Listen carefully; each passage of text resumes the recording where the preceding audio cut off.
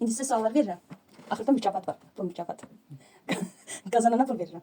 Yaxşı. Birinci sual. Şərti də əmək bizimlə. Şərt adi suallarda siz onlara cavab verəsiniz. Ən çox kim cavab verirsə o qazanır. Yaxşı. Birinci sual döndü. İkinci Dünya müharibəsi neçənci ildə başladı? İkinci Dünya müharibəsi.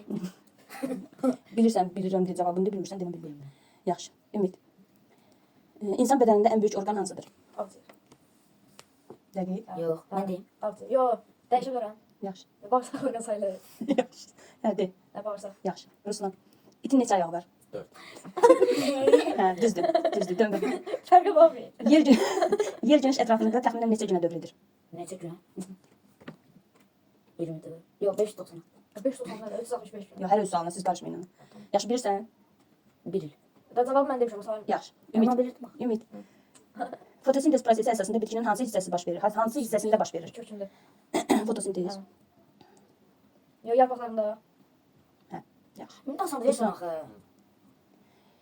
İnsan bədən İnsan bədənində neçə göz var? Yox, sırayla gələn suallar verirəm. Yox. Döndür. İşığın sürəti təxminən neçə yaxşı bunu vermirəm. Dünyanın ən böyük okeanı hansıdır? Hind ya da Sakit okean. Birini də. Sakit okean. Yaxşı, Ümid. 2 düzgün. İsaac Newton hansı məşhur qanunu kəşf edib? Newton qüvvəsi. Newton qanunu. Bu da ünlü adamasa Yaxşı, yaxşı da sırayla gedirik. 20'nin yarısı neçədir? Yaxşı, indi döndür. Amma yenə də mənim 2 düzgün. Yer kürəsinin diametri təxminən neçə kilometrdir? Abla salmam ya. Kilometri. Diametri Tez ol, döndür, tez ol.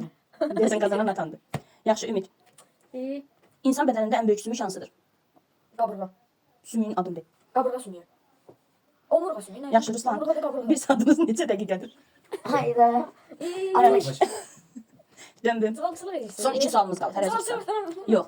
Bitkilərdə suyu kökdən yarpaqlara aparan toxuma necə adlanır? Onu bilmirik ki. Bilmirəm. Yaxşı. Ümid.